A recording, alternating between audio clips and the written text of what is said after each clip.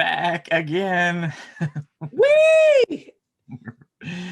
All right, so here we are again, and today we're inviting back Ronnie again. Oh yeah.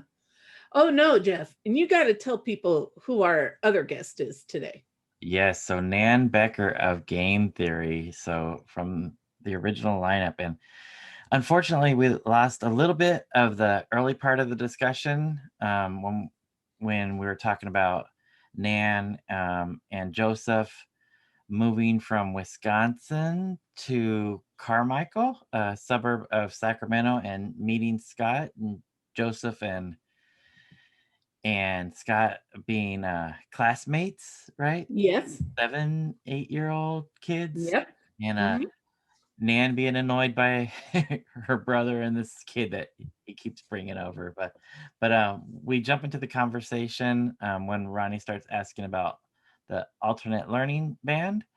And that's where we jump into the conversation. So at the end, she was gracious enough to remind us of a little bit of the conversation that we had at the beginning that we got cut off on. But jumping in right now to Ronnie asking about alternate learning.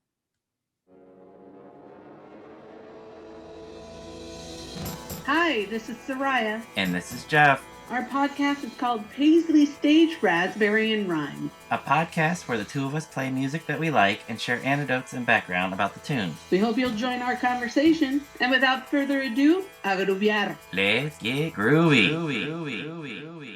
Friends, you know, Oh no, it didn't. Okay. It just started the recording now. Oh, cool. Oh yeah.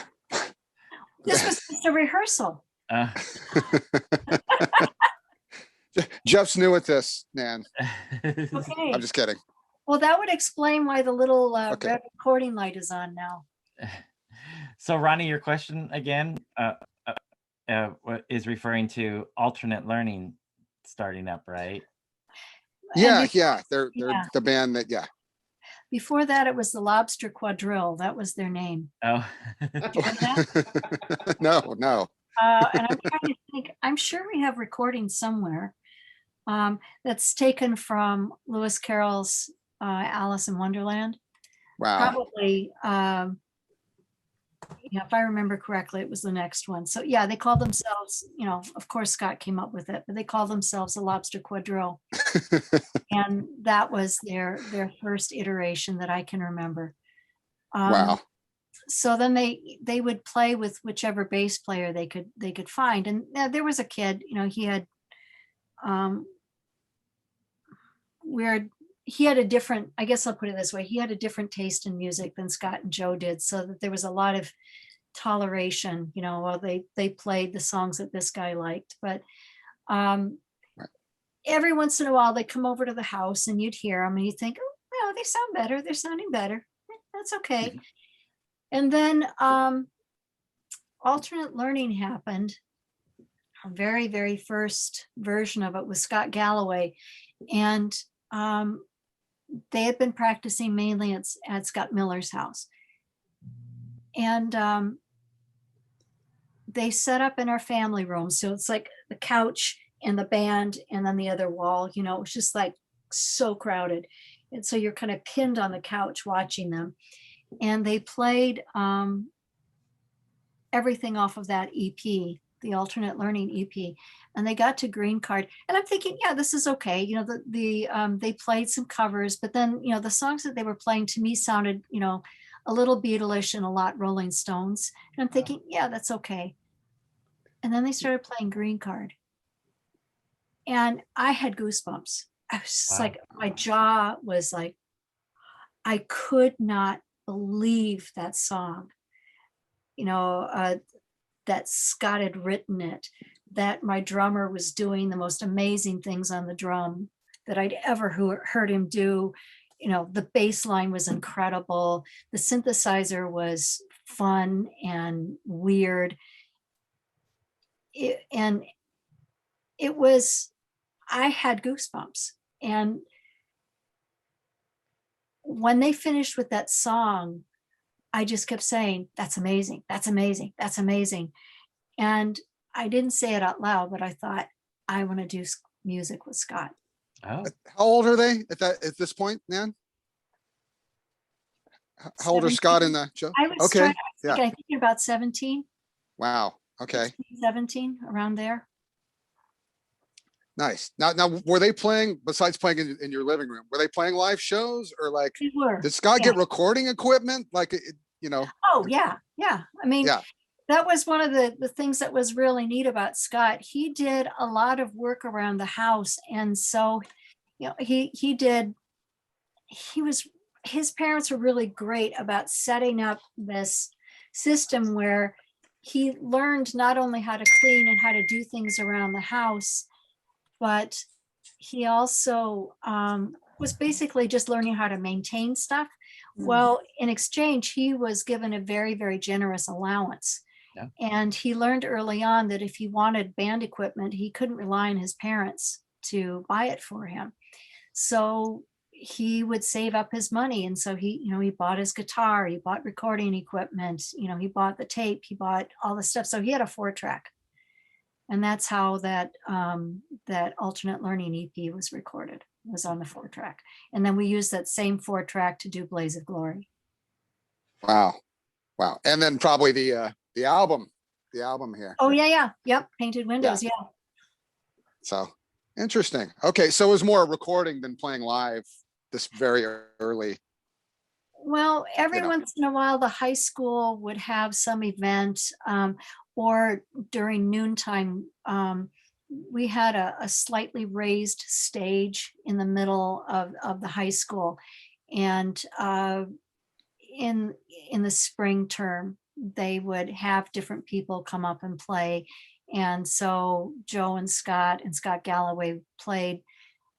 I think it was more than, and there was another guy too. Jamie Stein would play bass, and then Scott Galloway and Scott Miller were guitar, and they would play during lunch. And then there was a senior show where they did, I'm trying to think if they did one original song. I don't remember, but they played a Roxy Music song. Oh, and they changed their name. They were the Dress Shields. And they dressed up punk. It was leather and safety pins, and this is the senior talent show. Right. They got up and they played 3 songs, one on top of the other. It was just an amazing performance. And then my job, along with 2 other friends, at the end of their performance was to run screaming up to the front of the stage and throw flowers at them. oh. This was all met by the audience with waves of silence, stunned silence. They were putting on interesting theater even then. Obviously the rest of the stuff that was going on wasn't very. I think they did somebody did a cover of Short People, and called themselves something like Casey and the Hits, and they dressed themselves up and had the word hits spelled across their stomachs, HAITS. And then of course, oops, rearranged the spelling so it spelled shit, at the end of it. Yeah. This is what we had, and then we had Scott and Joe. That's good shtick. That's good shtick. Yeah. I gotta admire, Scott, for this record doesn't say alternate learning, like it's Right. ALRN, like, Yeah. You would never look at this and think, oh, that means alternate learning. Right. Yeah, like, Yeah, that was one of her. gotta admire that. Yeah, that was Scott. All Scott. Nice. So Yeah. everybody starts going to college at this point, right? Including you. Did you all go to University of Davis?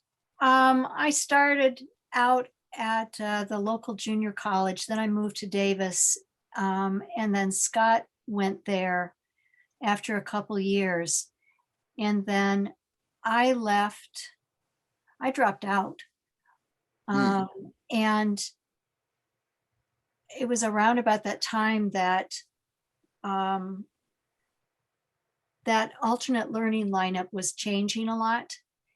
Mhm. And so at one point I was asked to be in it. And my brother didn't like, I loved being in the band. I mean, I got to play green card, so that Yeah. was really important. And but there was another member of the band that was very unpleasant. And then my brother was not comfortable about being in a band with a family member. He's starting to break free and stand on his own as an adult. And the last thing he wanted was, his sibling in the band there. So between those two, they convinced Scott to kick me out, and I was absolutely devastated. A funny thing is that Joe mentioned it a couple years ago, and he made some comment about it. I burst into tears. He was, Wow. Nan, oh, Nan, I'm so sorry. I had no idea that it hurt this much. Well, yeah. Uh, You were kids, yeah. Yeah, and I wanted to play green card. I had Yeah, wanted to play that song since the first time I heard it. So yeah, that was really tough. I really, really wanted to play Scott songs. And so later on, Joe had left the band, probably had gone into Thin White Rope, which is still one of the most amazing bands that come out of Davis. It's just, I love that band. Oh yeah. And I was so proud of what he did with that band. It's an incredible, incredible band. And so Joe had left. We were looking for a drummer. They were looking for keyboards because Lynn Ross had left.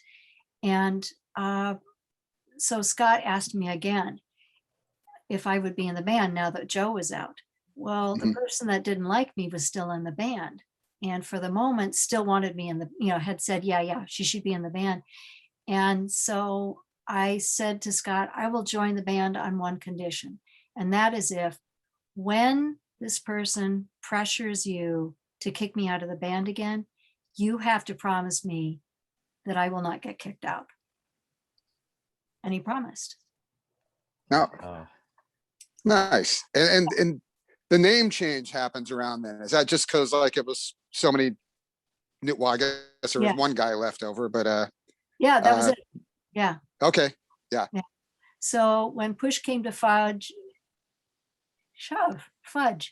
Interesting. No, I love fun. I love that Yeah. fun. Yeah, push That's came to that's a fudge. better variation. No, maybe I'm trying not to use profanity or something. Anyway, when it got down to it, and things got as ugly as they did, Scott stuck with me, which was also pretty darn awesome. I was kind of surprised, honestly, and he stuck with me. And so he and I had to find new people for bass and drum.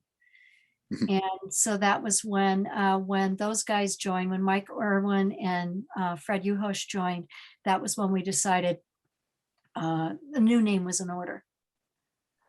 Gotcha. And And then so, oh, go ahead. no, I just remember sitting in his room at his parents' house, tossing names around, and he came up with that, and it was like, okay, sure, game theory, okay. Wow. And at this point, you decide you want to just do a full length record, like no 7-inch or no EP, like No. yeah. Yeah, well, I suppose, he wanted, we have been rehearsing a lot of material. The thing that amazes me about that, I found a recording. Oh, I want to say it was Chico. I found a recording, and I know that we got together over the summer, like July or August. I want to say 83, maybe, no, 82, I bet, or earlier, maybe 81. I can't remember anymore. You'll have to help me with that. We were learning that music, probably mid to late summer. And we did a performance right when school started up in Chico, and we did a live performance, and I heard a recording of it recently. I was amazed at how great we sounded, for a band that didn't know each other very well, had been rehearsing for a matter of weeks. We sounded terrific. We sounded Wow. really, really good. Scott was great at finding new talent. He No, was- that is amazing because it's complex music, even the early Yeah. Game Theory, right? Yeah, it's yeah, not yeah. Chuck Berry. Yeah. No, and I, and yesterday I was listening to what is it? It's not Blaze of Glory. It was like the compilation of all those early Oh, games. Dead Center. That's in Dead it. Center. After that, where is it? Oh, here it is. Distortions of Glory. got it. Mhm. Yep. Oh, the CD. Yeah, I was thinking Yep. of the album. Yeah.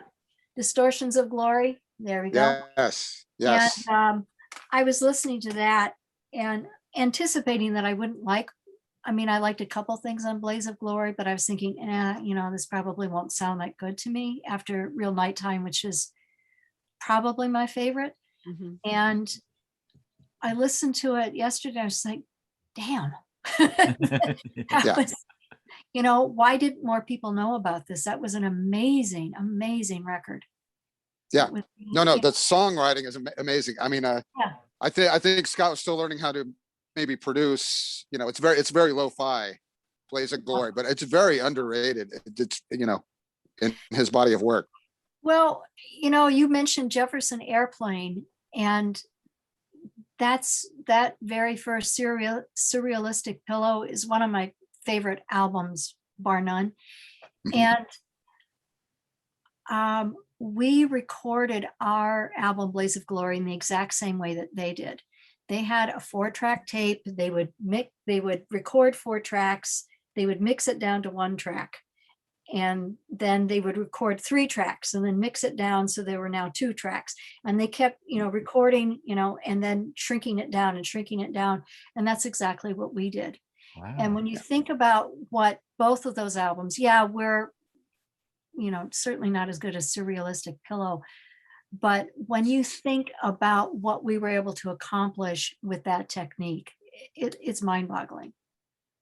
No, it really is, especially at that point, that day and age, in 1982. I mean, people Right. weren't Yeah. recording in their rooms like this. I mean, Right. Yeah. I wanted to mention It Gives Me Chills, that song.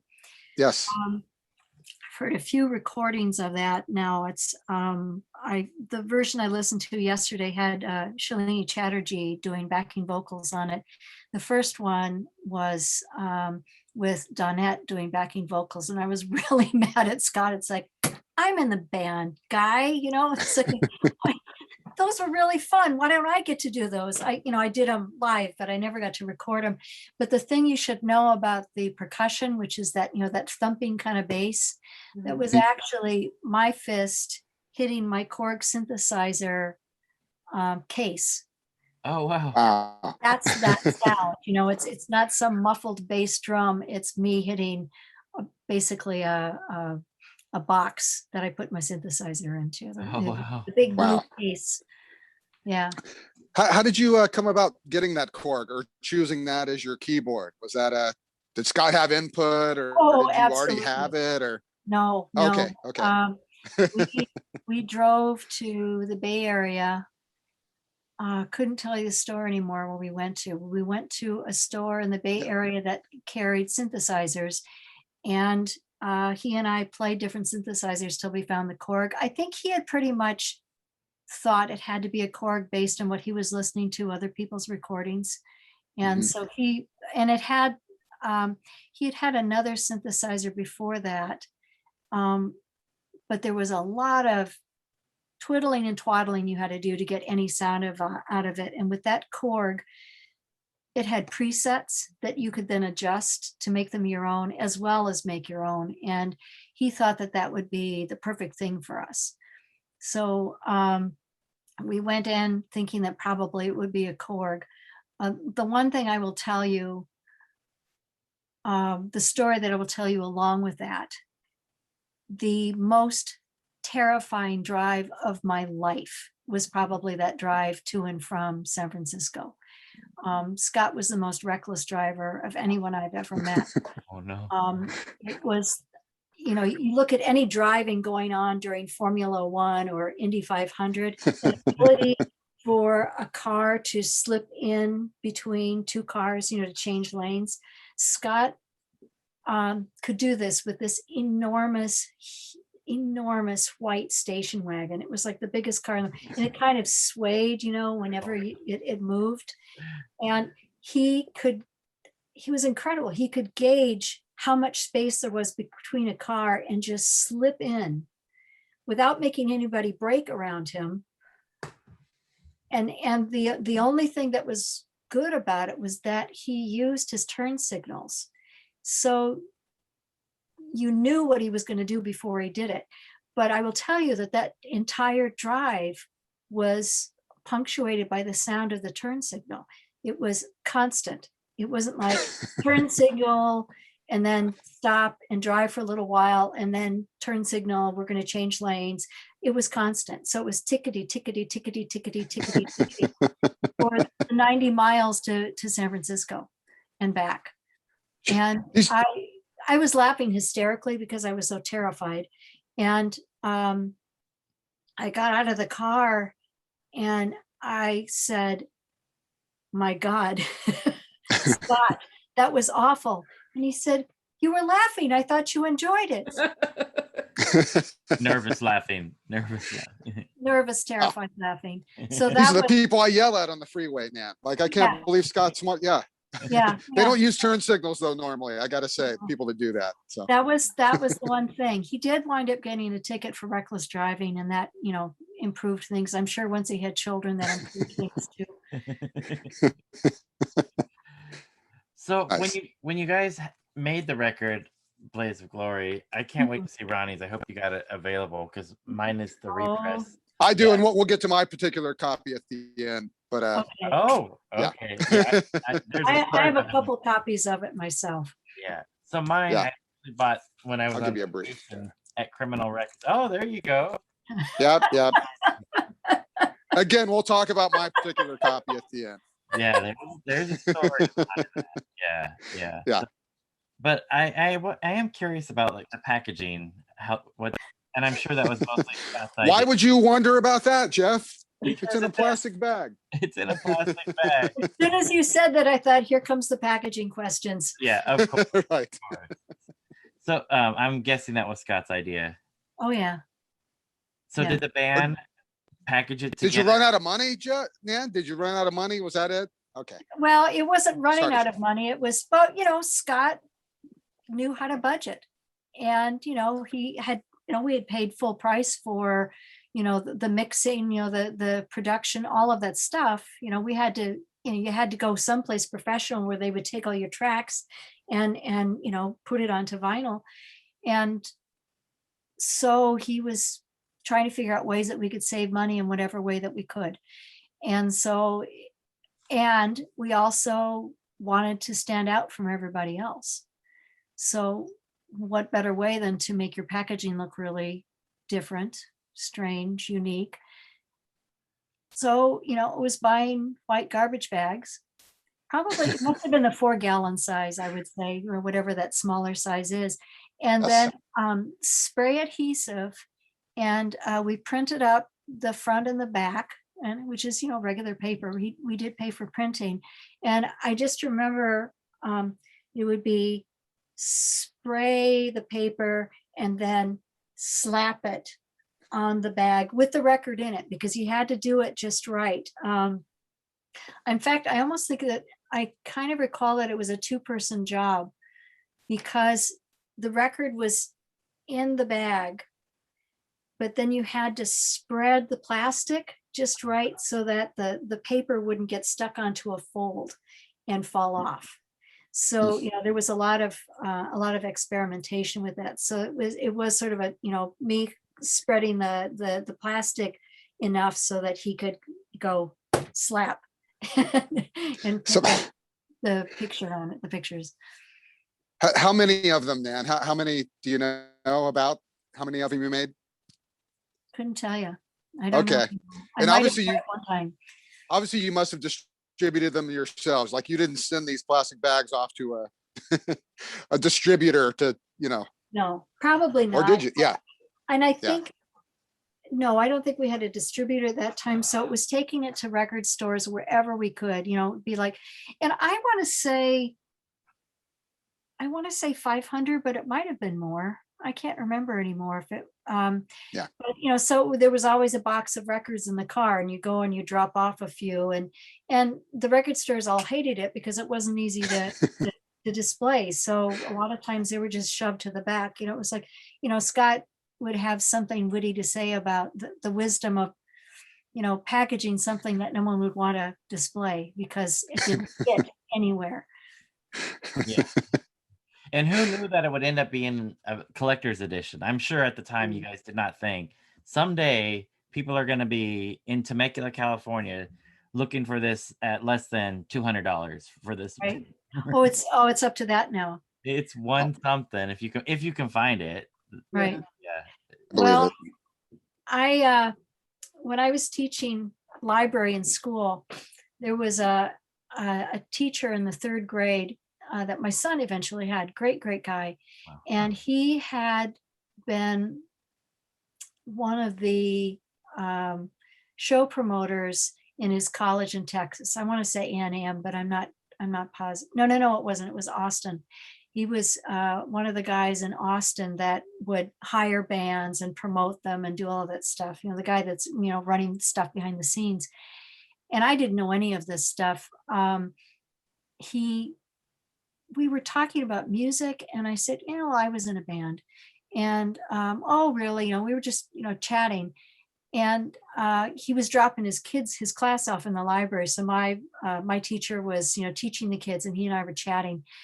And it was a huge library. This room was enormous. And so I said, yeah. And I mentioned a few things. So he's coming back to pick his kids up, 20 minutes later. And he is yelling from the far side of the room, "Your brother was in Thin White Rope! Your brother was in Thin White Rope!" And I said, yeah. Oh, and he just went on and on and on about them. But then he said, "Did you know that your Plastic Bag album was worth $75?" It's like, I didn't know that. So no, I wasn't aware of that until he told me. Yeah, no, it's triple digits easily now. Wow. Yeah, if you Cool. can find it. How was did it get reviewed, Nan, at the time? Like in any publications, like did it gather any attention at the time? I feel like it did. And yet, that's just something that I haven't thought about in a long time. I think if I were to hunt around, I might find a review somewhere. Yeah. It's interesting. I show up in books every once in a while. There'll be some like Rolling Stone compilation of something, and there'll be a mention of that album and keyboards and stuff. There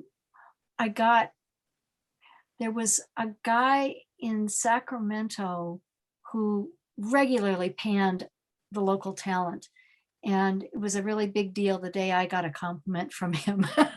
Oh,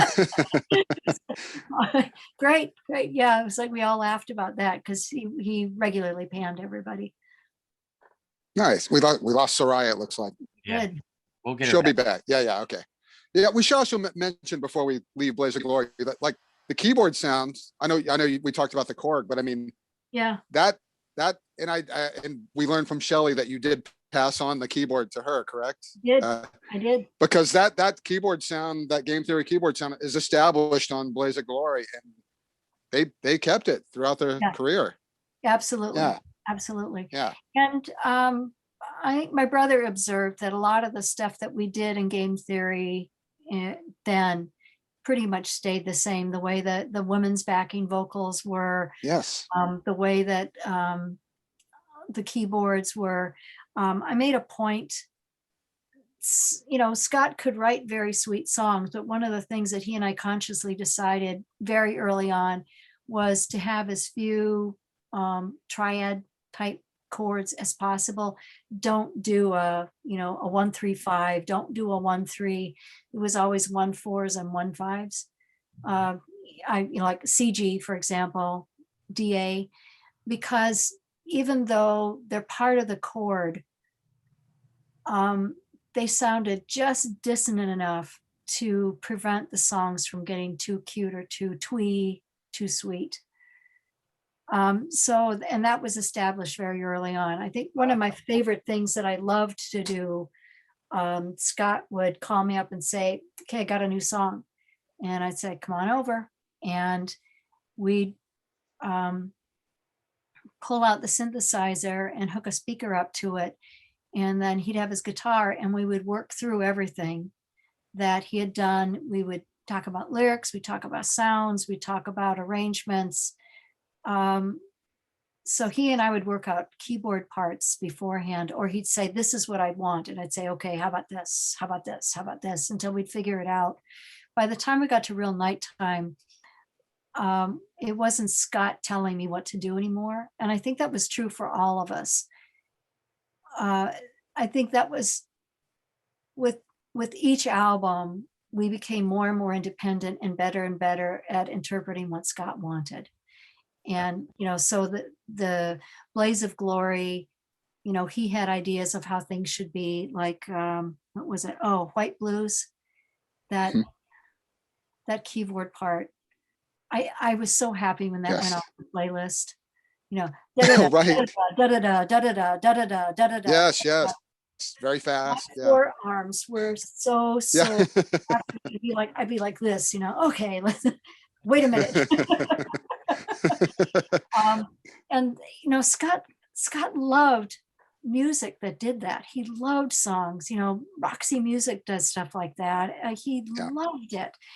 And I hated performing it because you have to go really fast, but you also have to be in time with everybody else. So it's, I'm watching and it was really hard. It was really hard, and it made me feel really self-conscious and inept.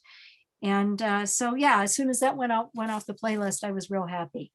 But so that was one of the ones that he did. White Blues, Young Drug. Those were all things that we were working on before we became Game Theory. And then we gradually got more and more comfortable. It's like, okay, so, how about Mary Magdalene? Now, if I was going to play Mary Magdalene, I would still do a bell on the synthesizer because that was a thing. It needed to sound like church bells. But I would definitely change how that played. Because I listen to it now and I think, ugh, I kind of wince at that one. I didn't care for that at all.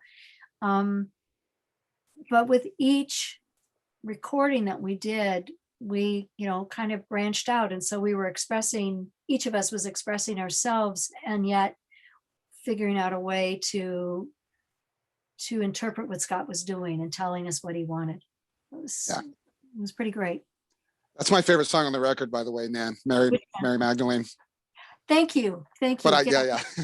Yeah, it's one of my favorites. It's really hard. I listened to this the other day, and like I said, it just blew me away. I mean, I love Stupid Heart. It's so raucous. Bad Year at UCLA. Yes. I loved that. With your backing vocals, that's like you said, established that female backing vocal. Right. Yeah. And yeah, absolutely. And that was, you remember with Bad Year, it opens with this very haunting synthesizer part, the keyboards, and basically he said, start out with just noodle around, just play around. We just want kind of this wall of sound, and then pick, and we did this every time, pick this theme that's going to cue us. Okay, you're done.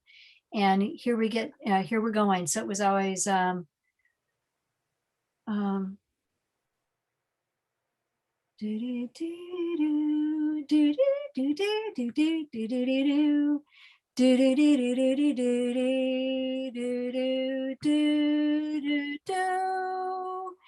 and when they heard that passage, that was time to kick it in.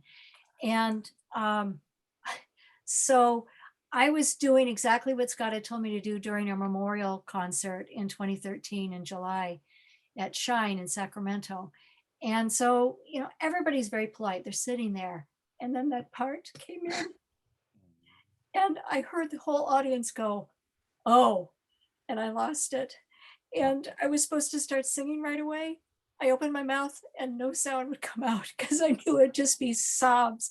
So it's like, okay, first verse, let's see if we can do it with the second verse. So that, and I was able to sing for the second verse, but the first verse, I couldn't sing like we used to because I was going to fall apart.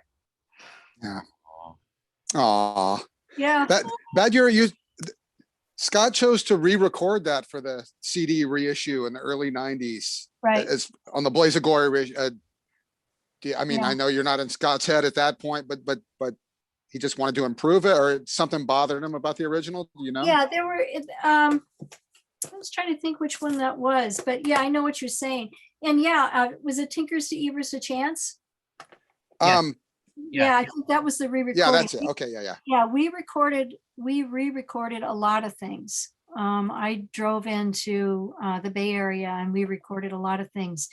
And I think he just wanted it to sound better to him. He could hear the sloppiness to things, to the song. He just wanted it to sound more polished.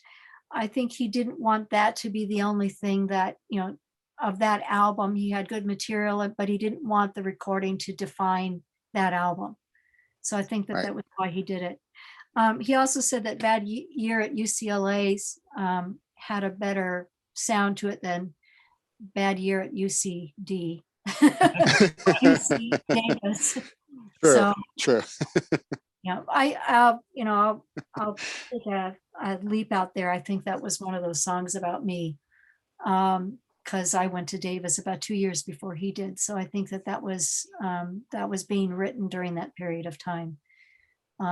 Just watching somebody you care about go off to school and, whether they'll even remember you.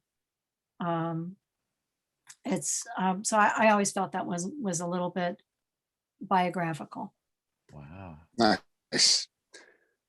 So next we have the a follow-up EP, Nan. Yes. Point accounts of people you know. And Yes. how'd you decide to make it an EP? And we also, it introduces a new songwriter in the band, as well as a lead vocal by you, Nan. I know that's a lot to. This is a lot to. Oh yeah, Life in July, and I Want to Get Hit by a Car, I believe is what you're referring to. Yeah, Fred has 2 songs on here, and then yeah, like side 1 is the Scott songs, and then side 2 is the other stuff. Yeah, the other stuff. Well, yeah, that was. I didn't mean that bad, Fred, if you're watching. No, but yeah, that was one of those that kind of, I felt could split the band right down the middle. It was, I think musically it was a fun song to play, but it had kind of a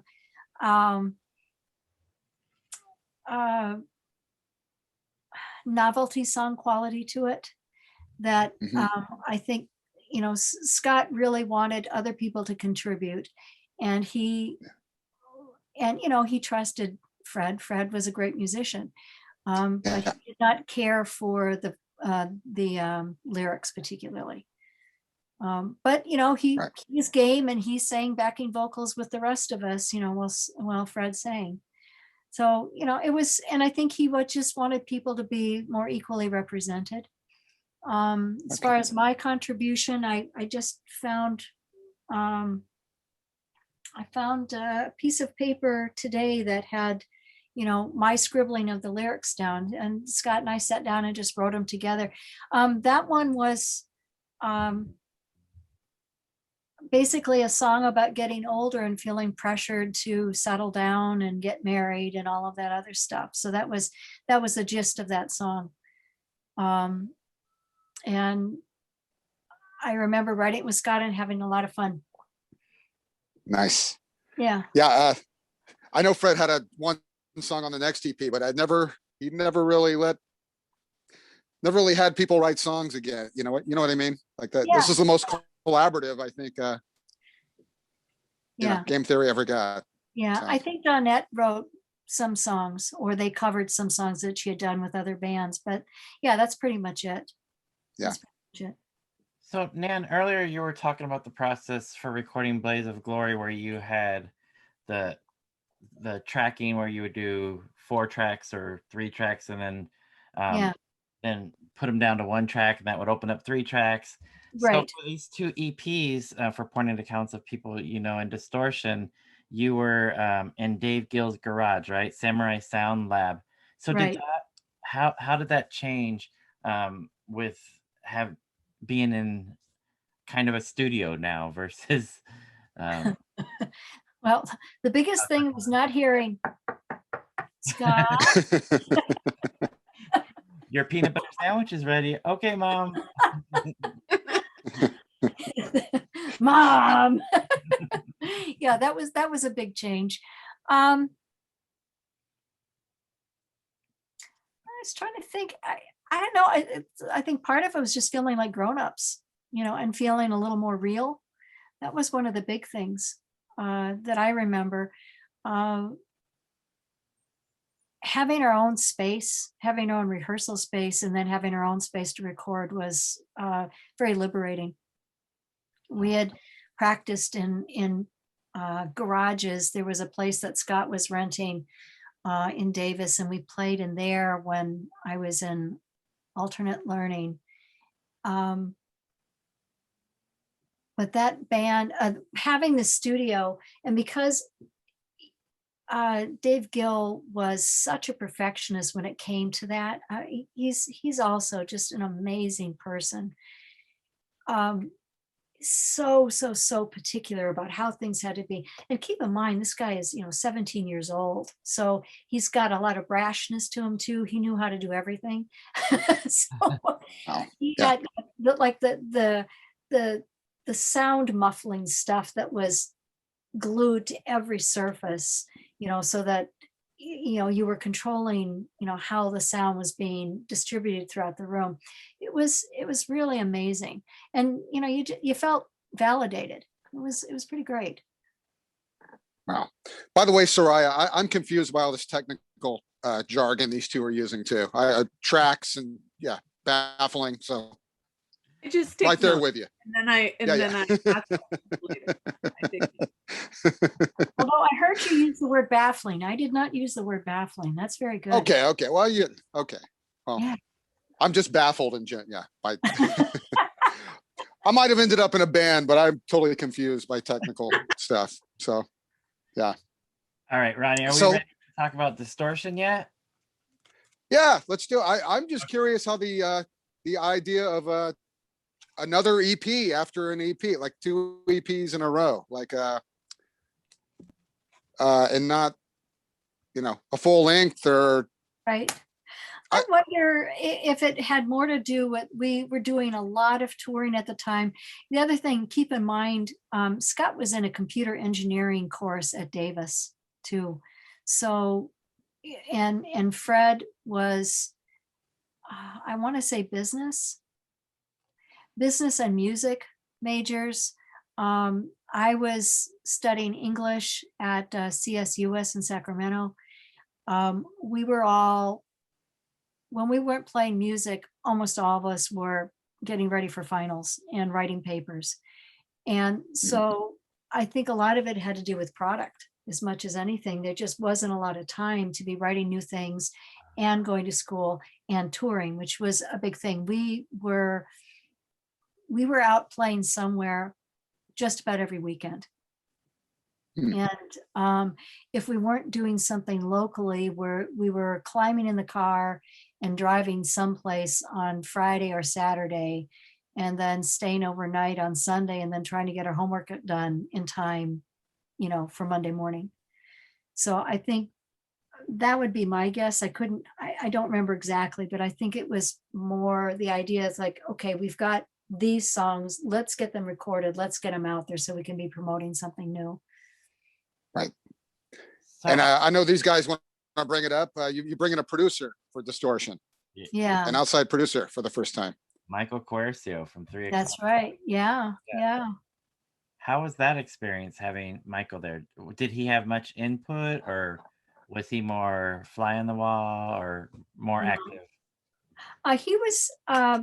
He was very collaborative with Scott, and I think that he brought an objective perspective that was great, and that Scott respected. Because Michael had lots and lots of experience with recording with Salvation Army and with 3 o'clock, and so he was right in there listening to stuff and saying, no, I don't like this. This sounds, this doesn't sound good. Or why don't you try this? Or yeah, that's perfect. Let's keep that. Michael was just that extra ear that we needed with input for Scott. And Scott respected him. And we all respected him too. He was very good. He was very good. And then he got to do a few backing vocals with us too to round things out, which was also nice. Yeah, their voices complement each other well, I think. Mm-hmm. And so with these records, the graphics, you're already starting to see the growth in the G, right? Was there any talk about that? Sure. I've never thought about the G. Okay. Yeah, I can see your point. Your point, that's too funny. Yeah. It was just Scott's thing, Scott was an artist. Scott was a graphic artist. Scott was a computer engineer and knew all kinds of language, the cobalt, all of those things. He was a musician. He was an incredible talent. And so he was the one that would design all the albums. And so he was the one that I wanted that theme lettering for Game Theory. So it was recognizable. He was very, very sensitive to advertising and product. So we had our special G, though you're right, it was cut off. Which lasted the rest of the career of the band, really. Right, yeah. We also learned when Distortion got reissued that Earl Slick played the guitar solo. Never knew That's that right. for 30 years. Yeah. Yeah. How did that come about? Dave Millington was the co-owner of Samurai Studios, and his sister was married to Earl. And so Okay.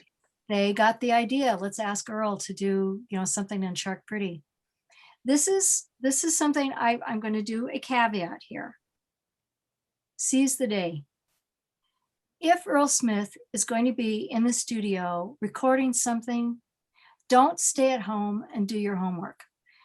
Do I remember what assignment I was working on the day that Earl was recording for Shark Pretty? No, I have no idea. Do I wish that I was there and listened to that guitar?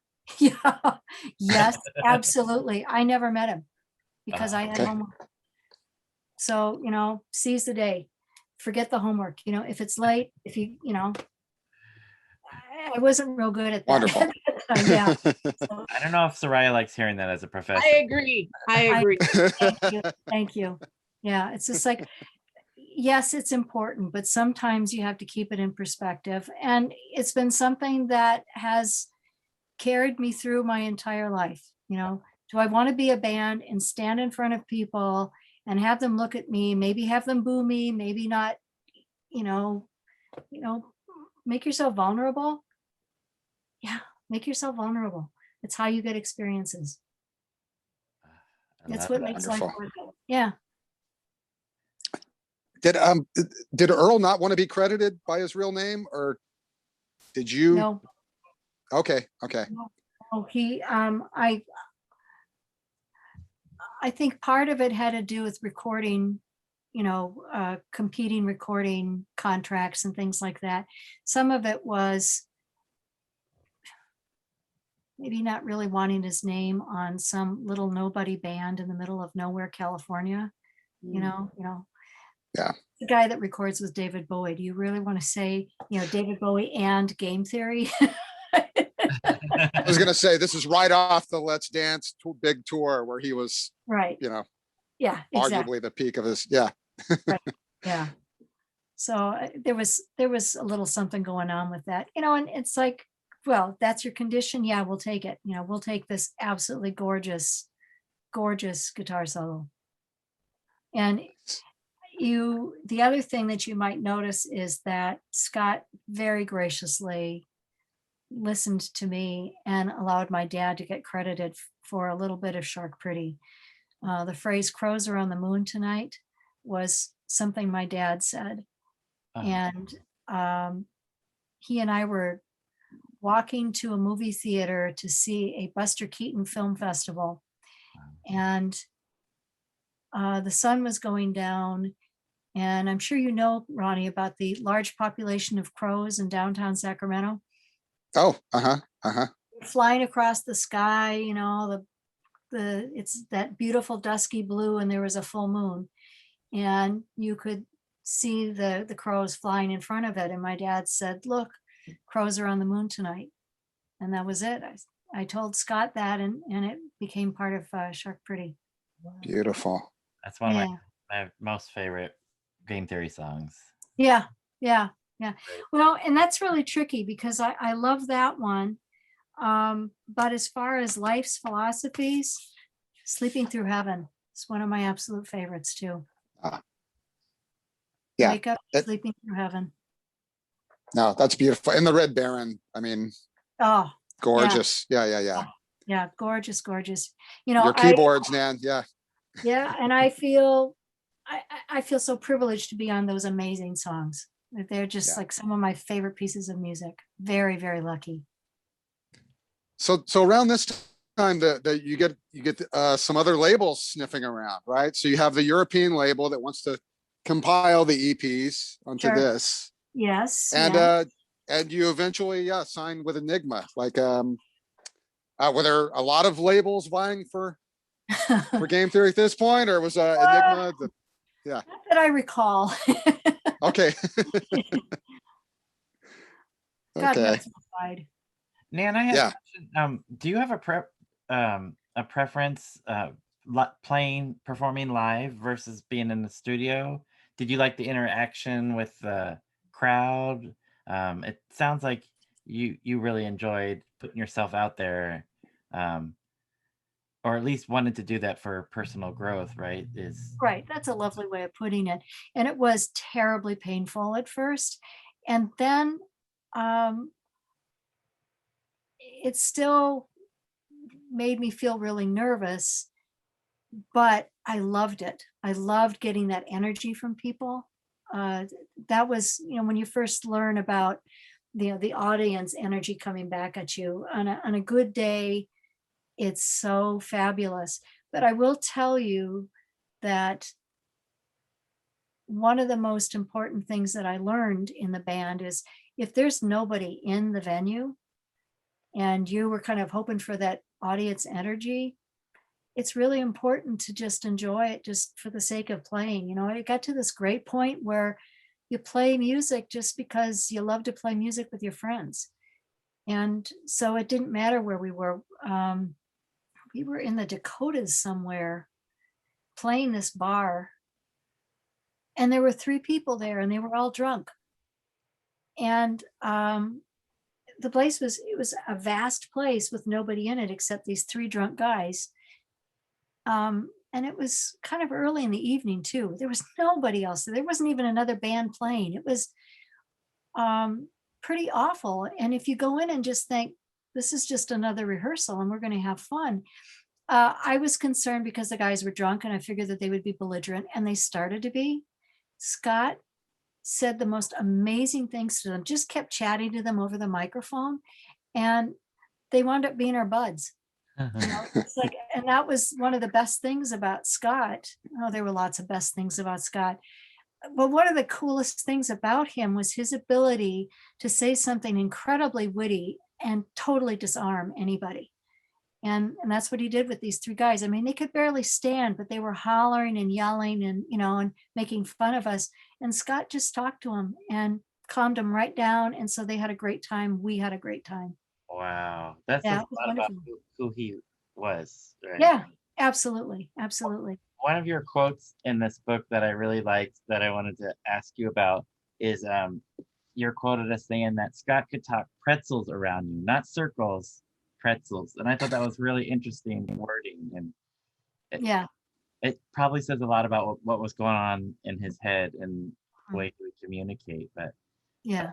what made you come up with that, pretzels versus circles? If you've never had an argument with Scott, yeah, it was, you'd think that you had him, and then there'd be something that would come around from behind that he would say, and he's just like, God damn it. And then, like, months later, you'd think of the answer to that. It's like, well, but by that time, it was all over with. So he was very, very good at out talking anybody. And it wasn't, part of it was his being funny. A lot of it was his ability to string words together in a way that no one had ever done. I remember saying something to him that, yes, was obvious. I can't remember what, I wouldn't be able to tell you what I said, but his response was, Nan, you have a flair for the obvious. And, and you're laughing and kind of wincing at the same time. And that was, what Scott did. He was just so able to string words together and say something that was either profound or witty, cutting. He was a difficult person to disagree with. When he didn't want to try and figure out what was going on, when he did want to figure out what was going on, he was fabulous at saying, so you're saying whatever, and it would completely turn around what you said and yet define what you said. He was one of the most articulate people I've ever met. It's like, I can aspire to that. I will never have his gift. How's that? Nice. I love that. Well, Nan, you signed to Enigma. You make this incredible record, Real Nighttime, which we'll cover on another episode. But then the original band breaks up. Like, everyone leaves. Like, what happened with the end of the band, original lineup there? Well, I was trying to think. Dave had a girlfriend that got pregnant and he married her. So he was becoming the family man and couldn't be on the road all the time. Fred's parents really felt strongly that he needed to put his concentration in school. And I had gotten pregnant. My husband and I had gotten pregnant, and Scott said, you're pregnant, you can't be in the band. And at the time, I thought it was some form of male chauvinism. But years and years later, I was talking to him, and he wasn't recording, he wasn't doing anything, he wasn't performing. And I said, Scott, what's up? Why aren't you doing any of that? And he said, well, Nan, I have kids. So I realized, for the first time in decades, the guy was walking his talk. If you've got little kids, you need to be concentrating on making sure that you're there for them, because we certainly didn't have the money to pile the whole family up into a tour bus and tour across the country with nannies. That's not where we were at. So you had to take care of what was the most important thing. And he felt that my family was the most important thing. And, he was right. Wow. A hard truth, but he was right. And I say that he's right because he did it himself. Wow. That must have been eye-opening to have that revelation after decades, right? Yeah, that had been, he was one of my dearest friends, but that had really, really hurt. Because my husband and I have been talking about what we could do to make this possible. I'll go on tour with the band, but he'll be taking care of the kid, or we'll find we'll get daycare, whatever we need to do, it'll be possible. And that was it for Scott. It's nope, you need to be done. And so I left, and then everybody else kind of left, and that was horrible for Scott. That was terrible, terrible, terrible for Scott. To my way of thinking, the song Erica's Word is basically about that. As we go back to what I said in the beginning, and I don't know if we were recording then, or you may not have been. when Scott asked me to be in alternate learning for the second time, and I said, I will be in the band on the condition that when you get pressure to kick me out, I stay and you fight for me. And then I turn around and get pregnant.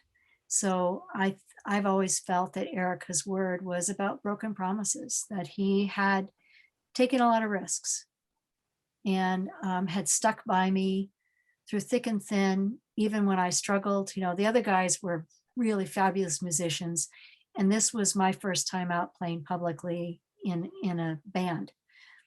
And he stuck by me and he supported me and he was great. And I let him down. So I think that's a lot of what Erica's word is about. And I didn't know any of that until years later. You know, by that time, internet has come out. I'm working in a library, and a friend of mine at the library says, "Let's see what happens if we type your name into, you know, the search engine." And it's like, yeah, right. No, nothing. And all these hits start coming up. It's like, what's that? You know, I had no clue. And there's all this game theory stuff. I had no idea that that was going on. And my buddy clicked on one of the articles, and it was this whole article on my showing up in Scott's songs, written by a complete stranger, analyzing my relationship with him. I was pissed. This is what the internet is, huh? You know, people analyze your life and you have no idea. Wow. Were they far off then, or were they pretty spot on with the assessment? Yeah, I think they were probably pretty spot on. And I think that was probably what made me the most uncomfortable is, you know, just that Yeah. vulnerability. Yeah. Yeah. And yet at the same time, you know, it's, you know, I love Scott. I still love Scott. But what are you going to do when your mothers are best friends and your brother is his best friend? And so there's a lot riding on it. When, you know, I mean, part of our tension between the two of us was that there was an attraction, and, you know, his ability to pretzel an argument was one thing I had a big concern about. The other thing was lots of pressure. If things don't go well, you've got family members that are going to be impacted in a very, very bad way. And you don't want them to choose, but you also don't want them to have to figure out how to navigate everything. I just felt it would have been a really bad mistake. The last time that he asked me out and we talked about having a relationship, I talked to him mainly about, look, we've known each other so long, there's nothing new. You know, if we have an argument, we already know how it's going to go. If we have a discussion, we already know how it's going to go. We already know everything there is to know about each other because we've known each other for decades. You know, that doesn't sound fun. And what's weird is that when we were doing the memorial concert for Scott, I was relearning If and When It Falls Apart. And he had said when we were getting ready to perform that, to learn the song for the first time, Scott said, "So Nan, what do you think about doing, you know, more of a duet instead of backing vocals?" And I said, "Yeah, sure, that sounds good." And he got this little smile on his face. And all those years, it's like it's been in my memory, not consciously, but subconsciously. So then I'm reading the lyrics to If and When It Falls Apart. And I can see that thread of that discussion that we had running through that song. And I thought, that shit. I was singing a duet about that discussion. Wow. So yeah, he was writing songs about me. And it's a little weird to be, you know, doing backing vocals and then go back and reread the lyrics and thinking, huh, so this was another song about our weird relationship, and I get to sing backing vocals on it without you telling me that. Huh, interesting. Yeah, he had an interesting Sometimes it was a little malicious, maybe. Mhm. I don't You think played right into his hands there, Yeah. Nan, on that one. Absolutely. But you know what? We loved each other. Well, I would like someday to be able to talk in length about Real Nighttime. That is also one of my favorites. And if you would be so kind to come back on and just focus on that album with us, I would love that if you wouldn't mind Sure. at another time. We've already taken up an hour and a half of your time, and such great stories, Nan, and the insight that you have not only into the band, but into Scott as a person. Yeah. I absolutely love it. And again, that quilt behind you is amazing. Oh, thank you. Yes, Thanks. yes. Yeah. Your It's colors, not finished yet, but it's coming. that's amazing. It's an amazing backdrop. But yeah, Wonderful. we would definitely like to invite you to come back and talk about Real Nighttime. It would be a pleasure. Thank you. I really Nice. appreciate it, man. And Ronnie, again, thanks for joining us and No, of course. And driving. hey, I promised this story for the end. And I know I told this on the Shelley episode, but I had owned the Plastic Bag record, back in the 80s, and I moved to California in 89. I lost it. And a few years ago, I was kind of hunting around for another one. And I found one that actually was the same concept as what Omnivore ended up doing, was just the pieces of paper on a plain white sleeve, right?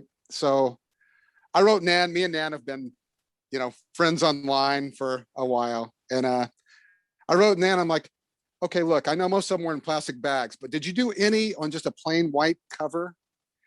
And Nan writes me back, and this is one of the greatest moments of my life. Nan's like, well, I don't remember that, but I'm going to my mom's house in a few months, and she doesn't need her copy. I'll send you her copy. And of course, I'm gracious, right? Whatever. But I don't think about it. I don't bug her, right, Nan? I didn't bug you. I didn't mention it. No. Well, true to form, a few months later, Nan writes me and says, I'm in Sacramento. I have the record. What's your address? Wow. And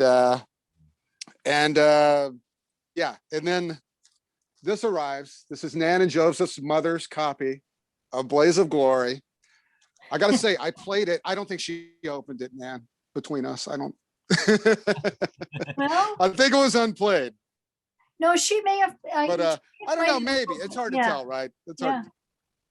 Yeah. The twisty tie seemed pretty crispy. But anyway, it's one of my prized possessions. I have your mother's copy of Blaze of Glory. It's incredible. Wow. Yeah. Well, I'm glad it made you happy. Oh, yeah. Yes. Yeah. And we didn't discuss your outfit here, but look at young that's, Nan there. That's a Marimekko dress, by the way. Nice. I know that. Yeah. I don't know if you know who that is, but that was a pretty big deal back then. So. Wow. Okay. Yeah. My Marimekko dress. That's a new name on me and Jeff probably, but Yeah. I know it. Okay. Anyway, thank you, Nan. That's one of my prized possessions, and I cherish it, and it's visible to me every day. Yeah. That is really sweet of you to say, Ronnie. Thank you so much. It's very kind. Thank you. All right. Well, And if you do agree to come back, instead of saying goodbye, we can say until next time, Nan. Okay. Yes. Thank you so much for all of your stories. I absolutely loved hearing these stories from you, Nan. Well, thank you. I'm concerned about that business that we spoke of with the recording, that we lost the part about Scott's musical influences. Yeah. Something we should mention right now. Please. Do you mind? Are we okay with that? I would love that, because that was. I'll try to be briefer. The idea was that, Scott was raised with musicals. His dad had a film projector, and all the films they owned were musicals, which probably gave him his wonderful sense of theater, which, Ronnie, I really appreciate you pointing out. That was wonderful. My parents loved all kinds of music. And so when my brother and I were really little, they were buying rock music. They, started with rock and jazz, classical music and jazz, but because they loved music in general and could hear those influences on rock music, they brought rock music into our house very early on. Most of my friends didn't know the rock music that Joe and I knew, because my parents were buying it all along. And so when Scott came to our house, Scott was hearing all of that music. And so Scott was introduced to rock music of all different kinds because of my parents. And he dedicates Music What Happened to my parents because of that. So about 7 or 8, 9 years old. Does that sound? Yeah, about right? 7. I think that's what you were Wow. saying. Wow. Yeah. Yeah. So he was getting his music education very early on. Most people in my generation were listening to rock music as a reaction to their parents, like, Right. turn off the Bing Crosby, this is what I want to listen to. And then we have David Bowie and Bing Crosby singing together, decades later. It Yes. still blows me away.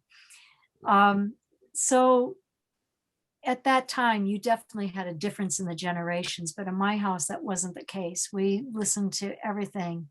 Layla we played that every single day. We played Todd Rundgren every single day. It was just lots and lots of things. The Jefferson Airplane, Surrealistic Pillow was a big one in our family. We all had opinions about which songs were our favorites on that album.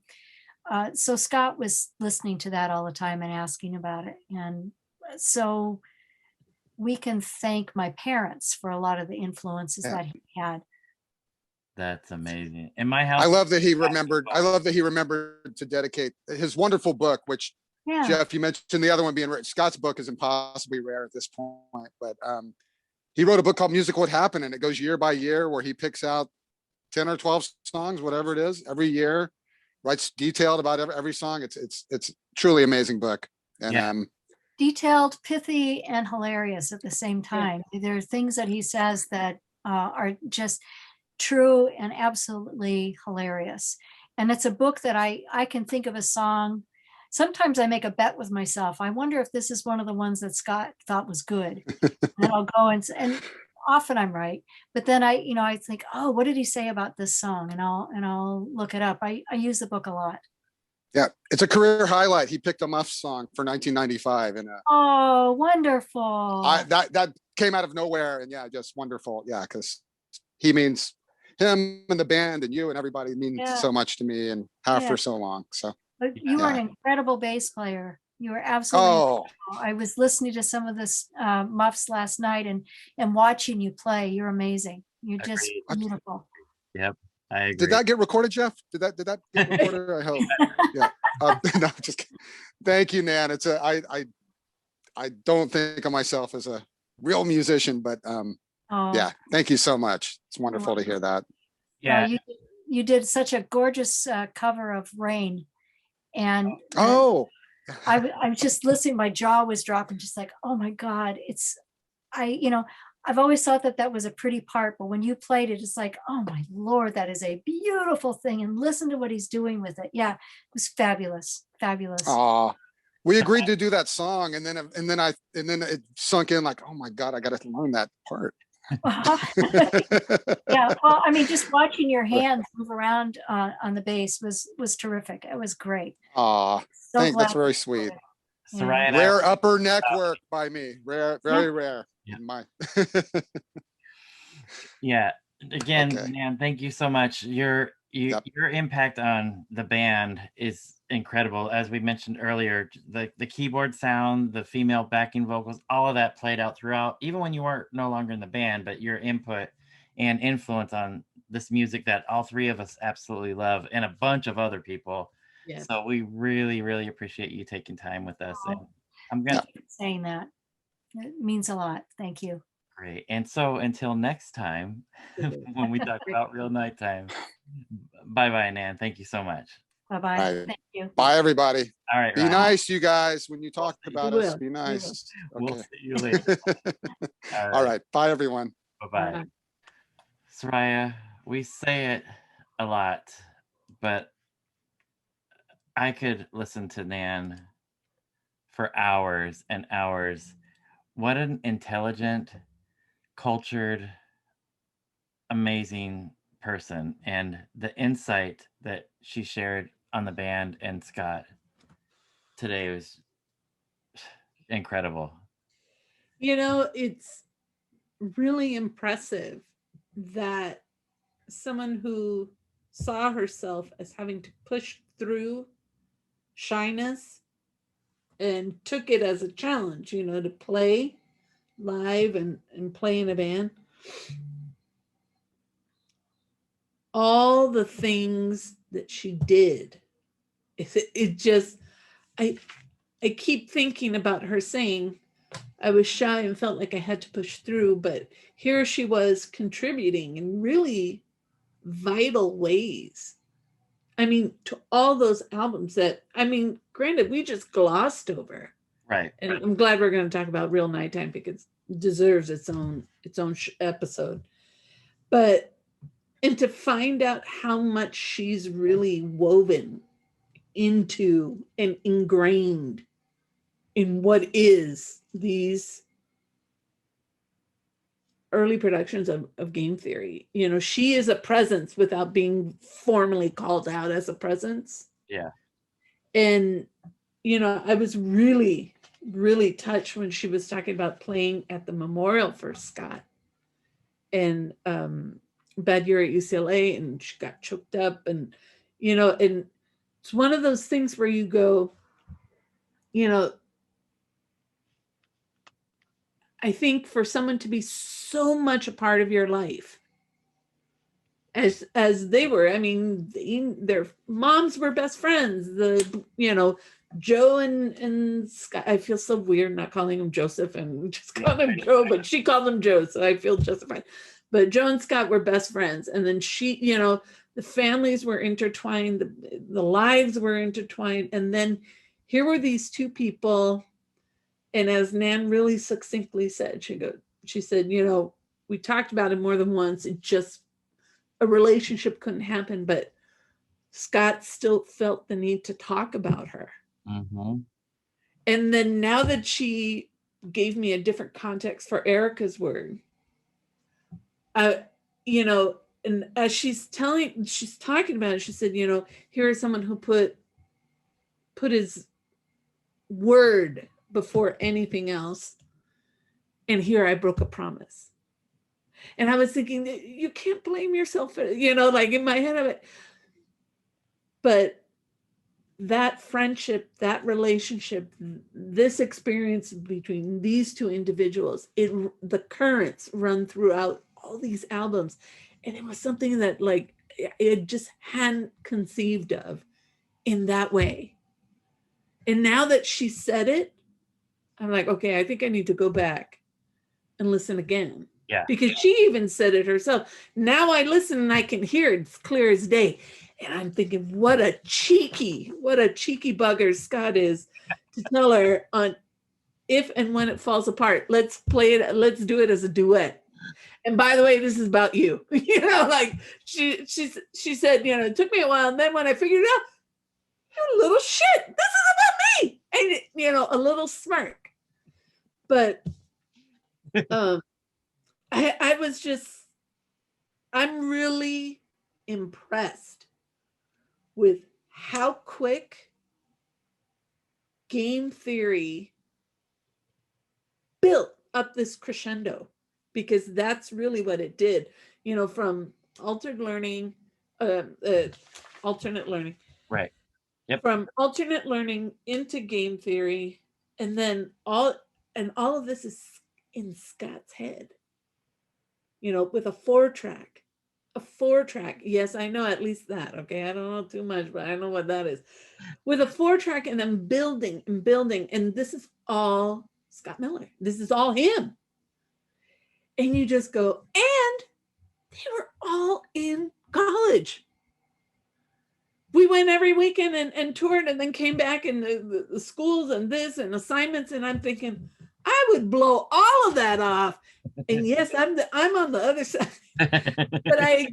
but I see now, I view the band a little differently, because to me, this really made the story of the band so much more compelling, because I keep forgetting that these were people that were conducting parallel lives at the, everything was synchronous, but they were musicians and something else. Yeah. It's wild. And so as I'm taking notes, I'm just like circling things. I cannot believe some of the stuff that she's telling me. And I go, now I have a really big question for Joseph Becker. And that is, how did it feel for his sister to be in a band, also getting acclaim? And how did it feel for Joseph to look at his friend being in a band, getting acclaim that he's not in? Yeah. Joseph Becker, you cannot say that he hasn't had a very storied career, because he has. Yeah, But absolutely. you go, there's a moment where they both deal with their own things and do their own things. And I'm super curious what that felt like. Now, that's question number one for Joseph, but I'm really kind of blown away right now. Yeah, same. Yeah. She gave me a lot to think about now. And now I want to rehear Green Card. Yeah. Because I want to, when she said she got goosebumps hearing it live, like in her parents' living room, I'm thinking that was the spark, right? That was the click for her.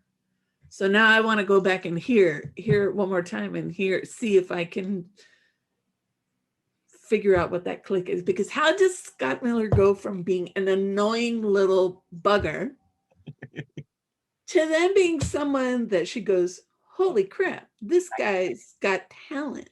And I have to be in this band with him. And I need to be there with him. It's crazy, dude.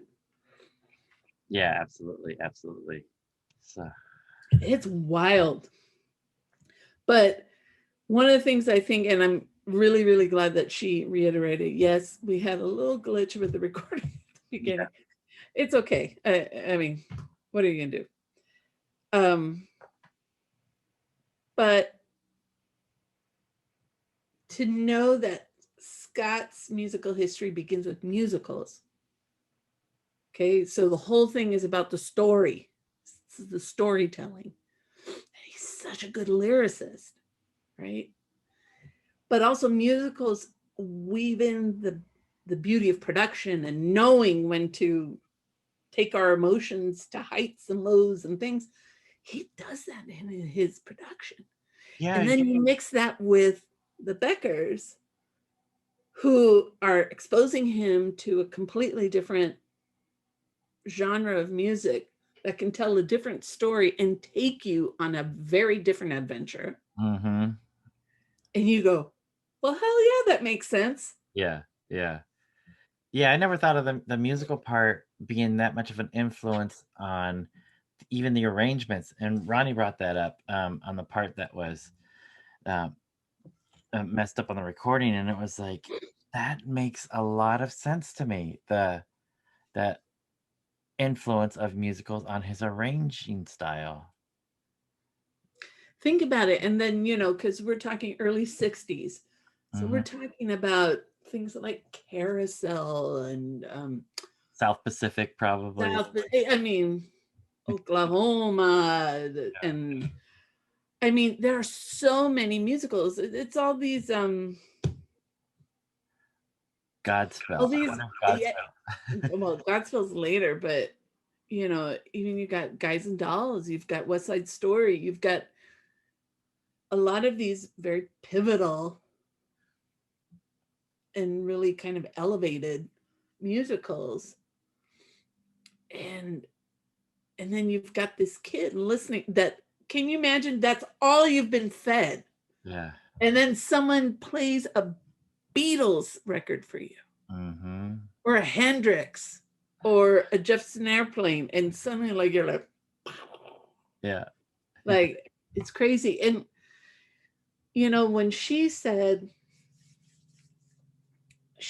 early on, and this was one of the parts that didn't get recorded, the question was about how Joseph and Scott met. And she said, that they were in the same class. And one of the things that Joe always liked about Scott was that he was always smiling, that they both had very similar senses of humor. And she mentioned that one of her sisters-in-law said that one of the things she liked was listening to Scott and Joe talk, because eventually she'd be crying because they were so funny together. And she called him the king of the bon mot. Bon mot being like the good word. Oh, Or like a wordsmith, a guy that knows his way around a good word. And I'm like, shoot, man, that's absolutely it. He is the king of the bon mot. He's the guy with like a good sense of humor, but like really precise language. And hold on, I gotta find my quote. She said, Scott had an ability to string words together and say something profound and witty. And if you think about his songs and you go back into that, and even the book that they were mentioning, music, What Happens. Yeah. Right. Yeah. Is it? Do I have the title ready? Yeah. What happened? Music. What happened? Yeah. What happened? Thank you. I put What Happens. If you think about that, he can target his language in a certain way, and the fact that this guy had not just one but few bands, few iterations. Yeah. And what was it that Ronnie said with pointed accounts that side one are Scott's songs, side two are other people's songs, but it was still a collaborative effort. Yeah. I mean, this is a guy who knew how to use his words well. Absolutely. Right? And use them and really kind of explore that. But she also mentioned, and this was something Ronnie brought up too, that he was a hyperactive kid. Yeah. And it's like that restless brain, just constant thinking, rethinking, relearning. And that's why when she said that there were some re-recordings later on, and it's just because he wanted to, there were some things that maybe were one way and he wanted them different. He wanted the perfection of it to come through. And you just go, this is a guy whose brain just simply wouldn't let him rest. Yeah. Because he was constantly constructing and deconstructing. I found this conversation fascinating. Absolutely. Nan. Yep. Fascinating. She's got story upon story upon story. And yet it's very like, I felt like every time she told us something new, she, like, I'm a what? I felt the power of it. And I felt, it was just kind of second, yeah, this happened. Yeah. I know what I was trying to say. When she said you have to seize the moment. Yeah, seize the day, yeah. Seize the day. With the anecdote on Earl Slick. Yeah. I felt that's all they did in this band, was seize these opportunities. And then we have really this gift, right? Yeah. These series of albums, one in a plain white trash bag. That hats off to Scott for thinking of that. That must have been hell to put in a bin. Yeah. In a record store. But it seems like he just did a ton of that. Yeah. Seizing the opportunity, seizing the moment. And then when the band breaks up, there's that loss of traction. It takes people into different places and spaces. And yeah, I don't know. Just I'm very reflective right now. She gave me a lot to think about. Agreed. Hopefully she'll accept our invitation to come back and talk real nighttime. I hope that happens. You know what? She said yes, and I think we're just gonna have to hold her to it. Let's hope. Let's hope. Man, Let's get her out. amazing. I can't thank Nan Becker more. Yes. Agreed. What an amazing person. Yes. Agreed. Agreed. So until And next time. Joseph Becker, we're coming for you Yeah. Yeah. later. But oh my gosh, Nan Becker, amazing. And thank you once again to our always amazing co-host, Ronnie Barnett. Oh man. I don't know, Jeff. Should we just end it here? I guess we should. Until next All time. right. Mi gente, a rubiar. Groove on, Paisley people.